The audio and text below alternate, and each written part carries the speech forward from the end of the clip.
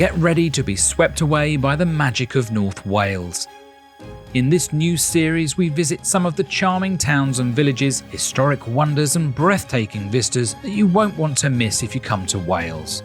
In this first episode, we're setting our sights on the magnificent Conwy, delving into its historic heart with the imposing 13th century castle and ramparts that guard a charming walled town. There's an exquisite Elizabethan townhouse to explore, charming streets, picturesque quayside, and even the smallest house in Britain, so it's brimming with reasons to visit. We'll also include a hop over to the famous Victorian seaside resort of Llandudno for some fun at the seaside, so stay with us for an exciting and informative tour of this wonderful area.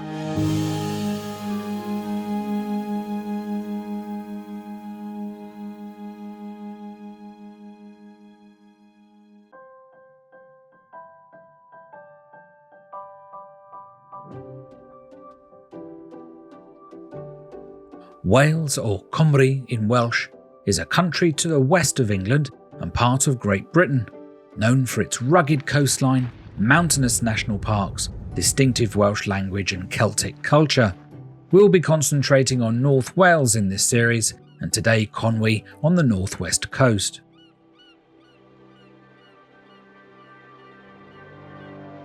The town is nestled beside the Conwy estuary that leads to the Irish Sea.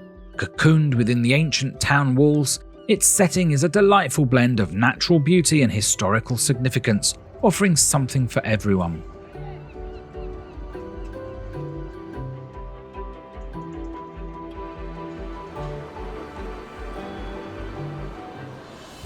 Getting to Conwy by train is pretty easy with good rail links from London Euston Station, getting you to Llandudno Junction just outside the town on a direct rail service in 3 hours. You can also arrive from places like Manchester, connecting via Chester. The Transport for Wales website is a good place to find out all the travel options, including using the bus to get around. Walking across the estuary from Llandudno Junction can be done by no less than 2 bridges: the modern Conwy Road Bridge or the more ornate Thomas Telford Suspension Bridge. You decide. The walk takes about 25 minutes, but I bet you stop for longer to check out the scenery along the way. If you don't fancy the walk, then an infrequent connecting train takes the single-stop journey from which you can experience a ride through the famous Conwy Tubular Railway Bridge, built by Robert Stevenson, which will glide you around the castle and bring you nicely into the centre of town at Conwy Station. We'll tell you more about the historic bridges later. We arrived on a sunny September Saturday afternoon, having driven an hour from the city of Chester on the border between Wales and England. Chester is another amazing historic place to visit in Great Britain and well worth a stop if you're driving in the area. You can check out our guide in a separate video already on the channel, a link will be at the end. We were staying just one night across the road from the station, with its handy car park which luckily had a space. The Erskine Arms is a traditional Georgian coaching inn, nestled within the medieval walls just a stone's throw from the castle and all the attractions. Built around 1830, the building was owned for many years by the Erskine family, who were significant landowners in the area. We love staying in a period property if we can, and at £150 a night with breakfast, it certainly was a comfortable stay. We had time to get our bearings and take a quick walk through the streets and down to the quayside for a cheeky beer and enjoy the last of the day's good weather. It gave us a taste of what we'd see during our full day of exploration on Sunday. Conwy Bay was once home to one of the most important pearl mussel fisheries in the country and provided a significant number of pearls for jewellers in London in the early 1800s. By the 20th century, food poisoning from shellfish became a significant public health problem, and a research centre was set up at Conwy, where a method of purifying mussels was developed and adopted on a commercial scale, enabling consumers to eat mussels safely. In the 1980s, overfishing and quotas saw a decline in the trawler fleet, but the mussel fishery continues to thrive. Mussels are harvested for food rather than pearls today. They even still use traditional hand rakes, so I'm told. Impurities in the mussels are cleaned away in water tanks for a couple of days before being released for consumption. Dinner was at the excellent on-site restaurant at the Erskine Arms. We enjoyed soup of the day and a gorgeous runny warm Scotch egg, followed by a cod and mussel dish and a hearty rich beef pie, sending us to bed with full bellies, ready for the next day.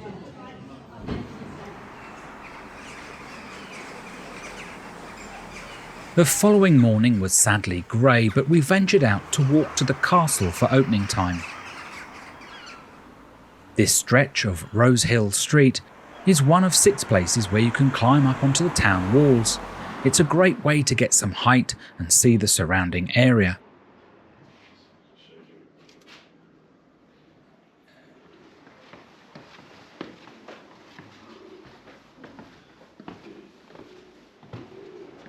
Wales is often referred to as the land of castles. There are 427 of them. You will certainly see a few on your travels around the country. We have a couple more to feature in future videos. King Edward I led 2 military campaigns in Wales to defeat the Welsh princes and bring Wales under English rule.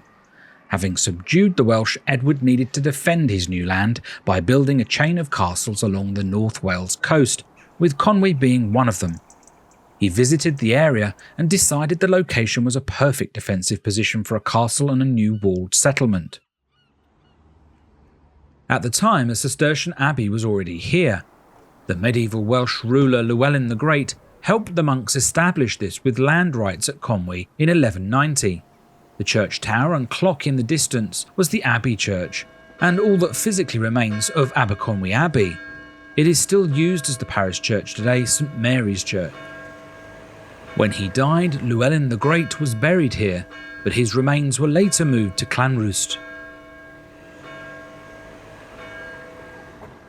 The town walls were built at the same time Edward and his architect, Master James of St George, built the castle between 1283 and 1287, a mere 4 years to complete this impressive site using 15,000 men.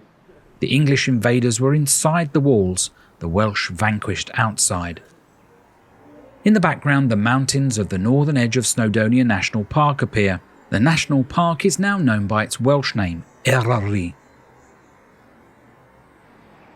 The castle opens at 9:30 each day and closes at different times based on the season, so check out the website for times and ticket information. Once through the ticket office, a path guides you around the outsides of the curtain wall.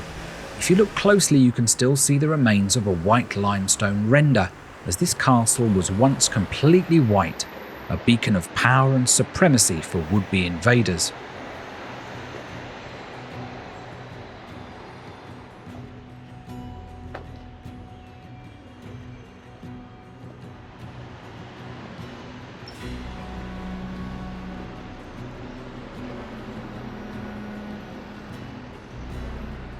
The wall has been knocked through, creating a visitor entrance right into the portcullis of the castle.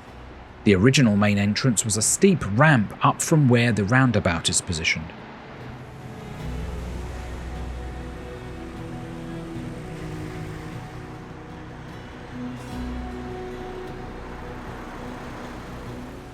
Crossing a drawbridge over the ditch, under the portcullis and through 2 sets of doors, protected by arrow loops and murder holes, to throw down rocks and hot coals at invaders.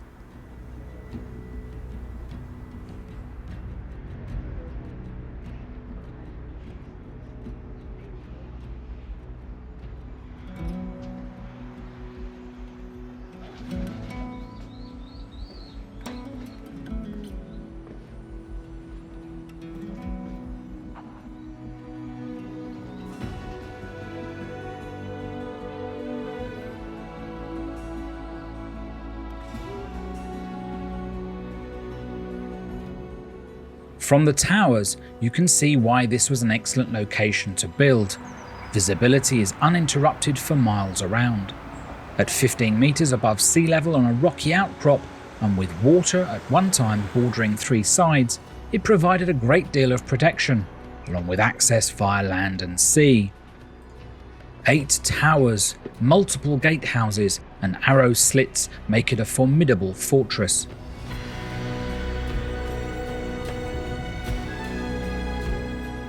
The castle is split into 2 parts, the outer ward and the inner ward, the last place for refuge in a siege. If needed, a small garrison could defend from within the inner ward. The most important rooms were also positioned here, the apartments for the visiting royal household. A water entrance was accessible from the inner ward, allowing supplies to restock the castle if required, something Edward installed in all his castles.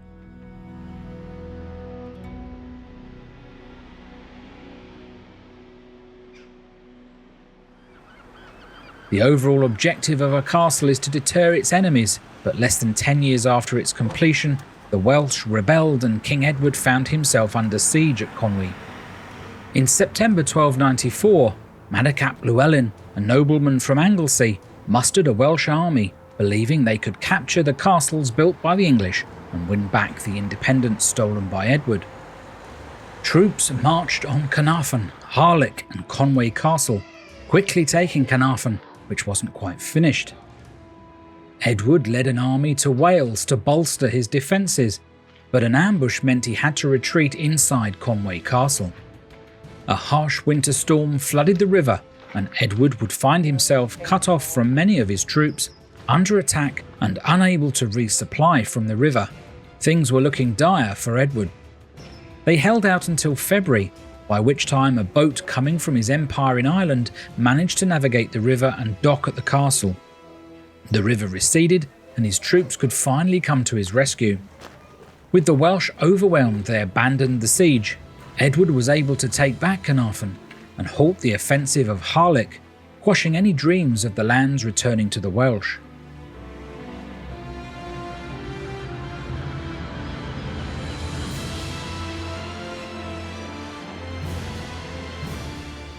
Madog is eventually apprehended and sent to London for imprisonment. Edward heads to Anglesey, where the uprising started, and obliterates the settlements as punishment. He would then build his final Welsh castle in Anglesey. This is Beaumaris, and we'll see more of it in a later video when we head across the Menai Strait to tour Anglesey.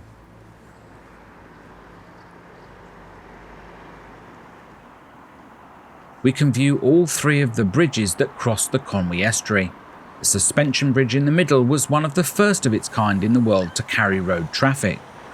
This iconic bridge was built in 1826 by Thomas Telford, replacing a ferry crossing that linked Llandudno to Conwy. It's very narrow, measuring only 2.5 metres across. The cable supports to the south end of the bridge are anchored to the rocks below the castle. You need to leave the castle grounds to get a close-up look and walk across the bridge, which is now just for pedestrians.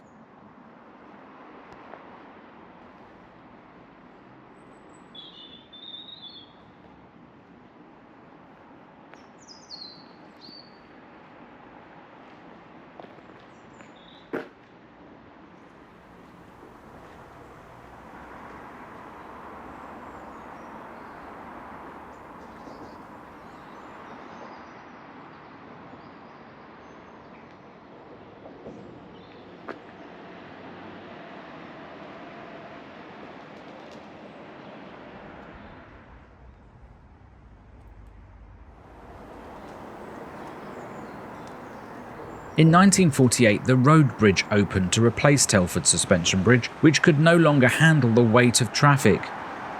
And in a way, this has also been superseded by the unseen underground tunnel that opened in 1991, bypassing Conwy completely and taking the traffic under the river on the A55 North Wales Expressway, which leads to Anglesey and Holyhead for ferry connections to Ireland. The third bridge carries the railway across the estuary, a pioneering design by the renowned engineer Robert Stevenson, who in the mid-19th century built the railway from Chester to Holyhead, primarily to improve transmission of government dispatches between London and Ireland.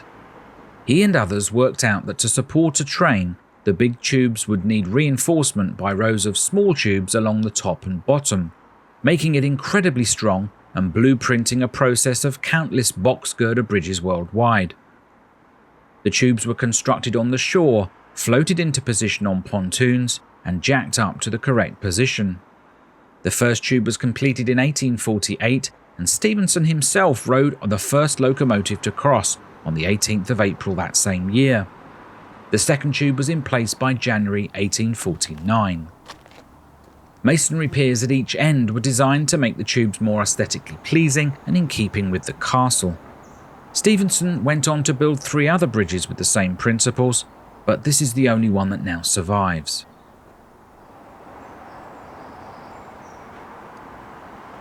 From the road bridge, let's take a walk down to the quay. We have already spoken about the successful mussel harvesting here, but as the river meets the salt water, it's also excellent for sea fishing, with cod, plaice, whiting, mackerel and more, all available in the Irish Sea larder. You can find out more at the Conwy Mussel Centre, which I failed to get a photo of as we walked the quay. For the kids, there is a small outdoor amusement park with candy floss and ice cream. Passing the Lower Gate Street Arch, a gatehouse into the town, the Liverpool Arms was where we stopped for a pint the day before. Signs on the quay point you to crab butties, oysters and mussels, so there's plenty of delicious seafood to be had. Getting out on the river is also possible with a half-an-hour sightseeing tour, available at £8 an adult. You can book at the kiosk on the quay. At the far end, close to the town walls furthest from the castle, are a row of small cottages. One in particular is of interest and painted red so you can't miss it. This is the smallest house in Great Britain, sometimes called Quay House, and measures just 122 inches tall and a mere 72 inches wide. When open, a lovely lady in Welsh dress will tell you all about the history and take a small fee before you head inside in ones and twos to see it. It was built in the 16th century, filling in a gap between 2 rows of houses on either side, one of which has since been demolished. Downstairs is purely a living area with room for coal, an open fire and a water tap tucked behind the stairs.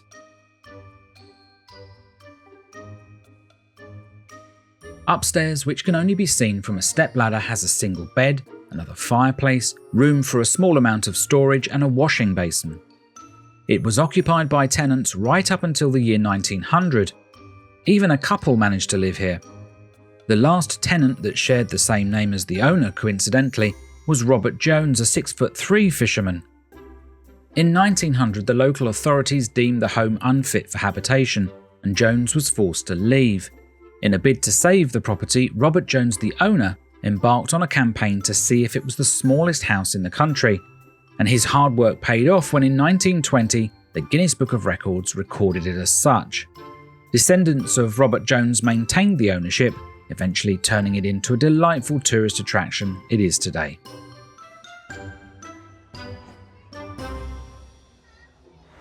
We still have plenty to see around the streets of Conwy and our quick stop to Llandudno to share, but before that let's walk some more of the town walls. Back at the station, we can see where the defensive wall was adapted in the form of what looks like a church arch, allowing the railway tracks to enter the centre. Taking Rosemary Lane over the line, we can walk up a fairly steep hill to Upper Gate Street, where we can climb up onto the walls again for another perspective on the town and the surrounding area.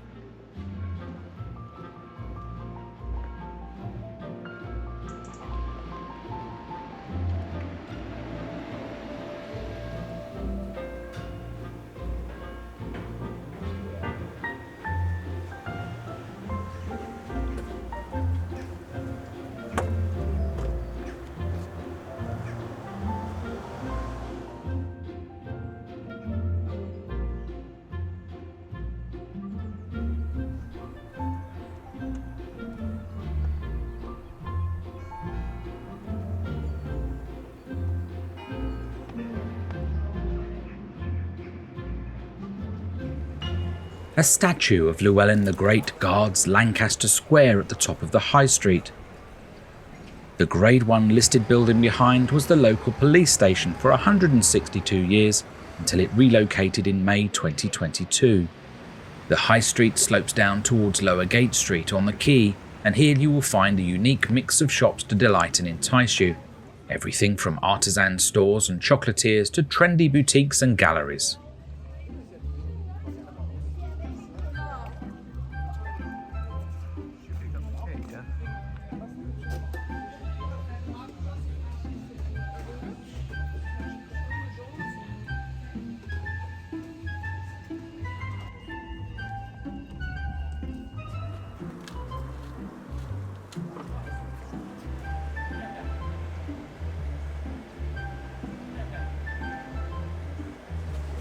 Partway down is the striking redstone neo-Jacobean facade of the Castle Hotel. Past guests include the 13-year-old Princess Victoria on holiday in North Wales, and the famed bridge builder Robert Stevenson and his even more famous father George Stevenson, the father of the railways, when they came to a celebration dinner for the opening of the Tubular Rail Bridge in 1848. By far the most impressive building on the High Street has to be Plas Mawr, in English the Great Hall, an Elizabethan townhouse, the vision of Robert Wynne, a wealthy merchant who desired a grand house. Open from March to November, you can see ticket information here.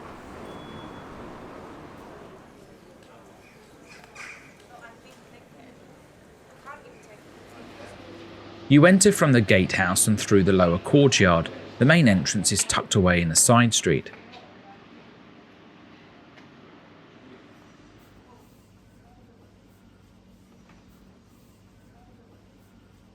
Inside is a complete time capsule from the prosperous Elizabethan era.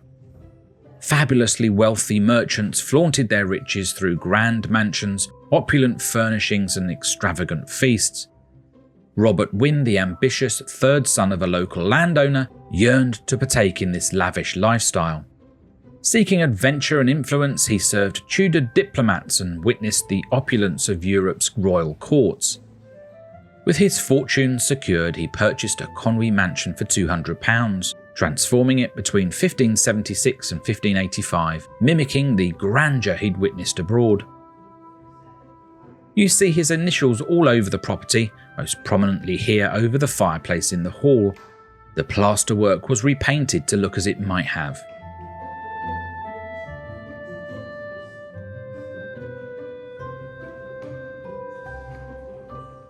This reception room was used for arriving visitors and as a dining room for tenants and members of the household. Meals were catered for in this wonderful kitchen that is filled with a mix of replicas and original pieces.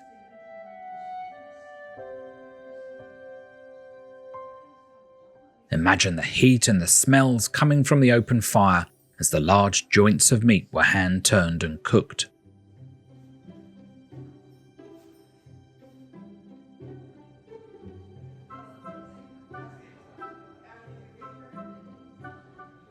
There are numerous rooms to explore, including several bedchambers and more incredible plasterwork and interesting artifacts to view.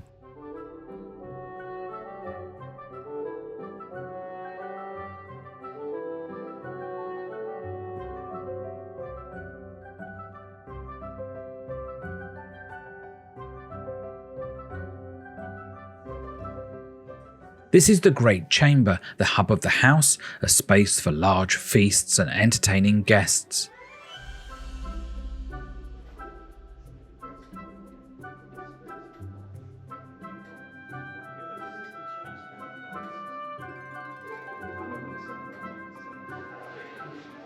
The outside courtyards and gardens provide a breath of fresh air, with plants popular in 1665.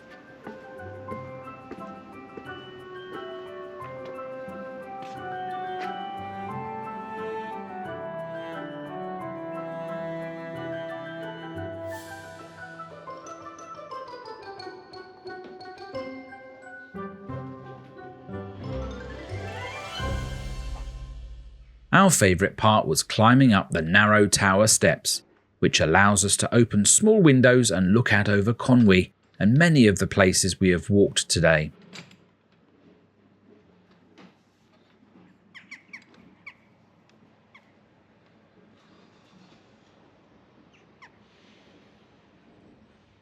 Plas Mawr is very likely the best example of an Elizabethan townhouse and should not be missed when you visit the town.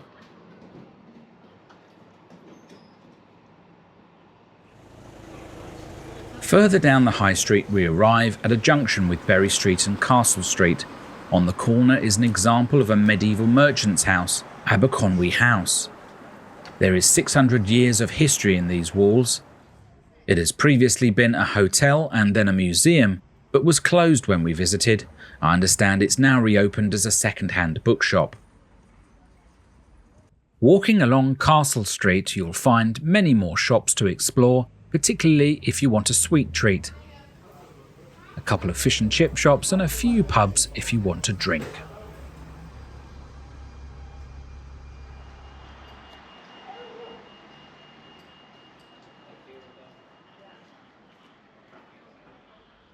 Reaching the top of the road, we're now back at Rosehill Street and close to the castle again. Having shown you much of Conwy, let's travel just a few miles away to the seaside town of Llandudno, which you could combine in your visit and offers a classic Victorian seaside experience wrapped in beautiful Welsh scenery. A hop-on hop-off tourist bus runs between Conwy and Llandudno every 30 to 60 minutes. Giving a running commentary with historical information, you can travel between the two towns all day. You can see the route and ticket prices on this website.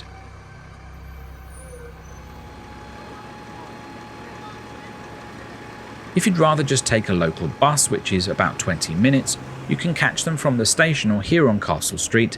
Check out Arriva bus website for details. We had a car, so drove and parked up 10 minutes from the seafront. We had just a few hours to spare here, so this will be a quick tour of some of the highlights. As with many seaside resorts, it was a small village until the Victorians bought the railways here, followed quickly by working-class holidaymakers in the 19th century. There are plenty of attractions to entertain you. Grab a stick of rock, walk the Victorian promenade, play the amusements on the pier that stretches out 700 metres into the Irish Sea, or just enjoy the sandy beach and sea air.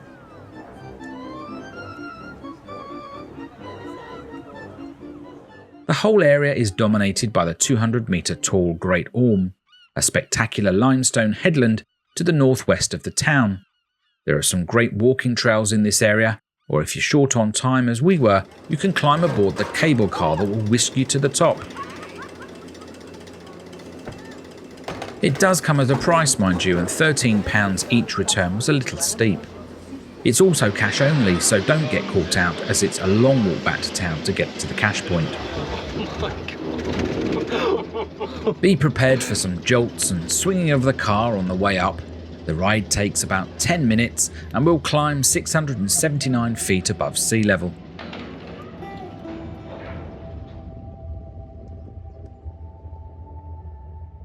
Most of the Great Orme is a special area of conservation because it contains habitats and species that are rare or threatened in Europe. It consists of mainly limestone grasslands with heathland, scrub and sea cliffs. The views are stunning even on a pretty grey afternoon. In the distance is Conwy, just a speck on the landscape from here.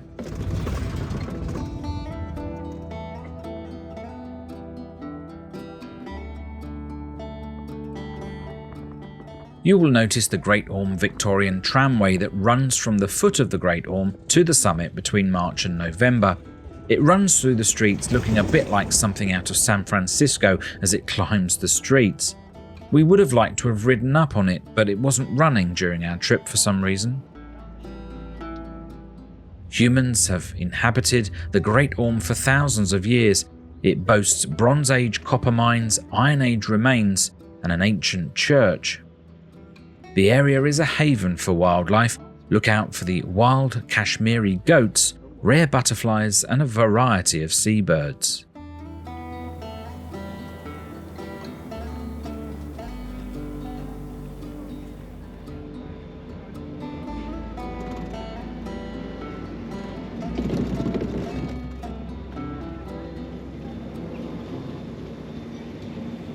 At the top, enjoy the views, take a hike or have some lunch in the cafe. Just don't miss the last cable car down. It's a long walk.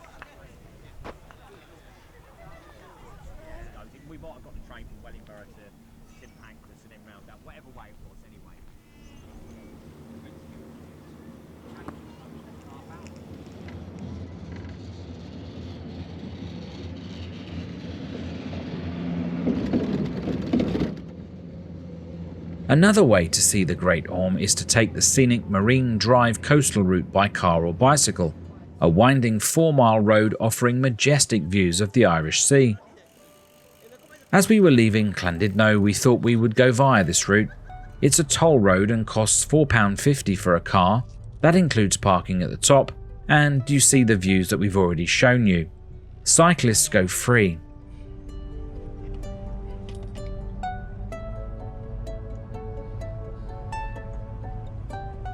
The winding one-way road hugs the Orme's cliffs, giving you seemingly endless views of Llandudno, the coastline, and on a clear day even the Isle of Man.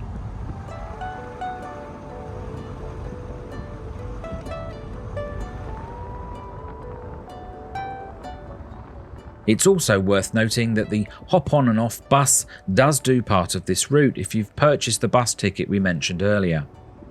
You can even take a vintage bus around Marine Drive. It looks like a really cool way to experience it.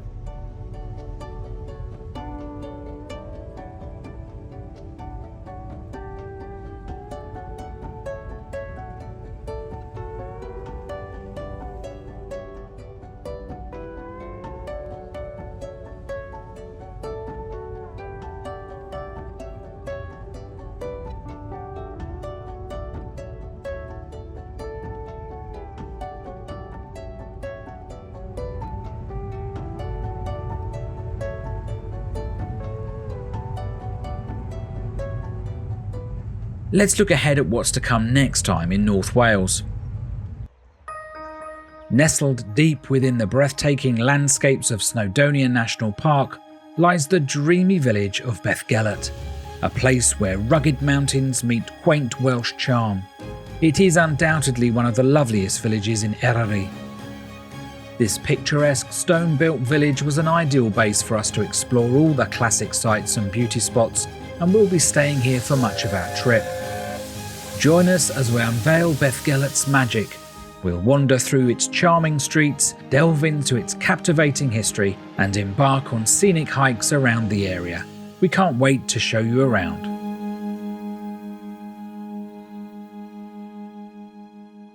Our visit to historic Conwy and Llandudno have been a fantastic start to our series covering our week's holiday in North Wales. Join us again next time as we explore beautiful Bethgelert.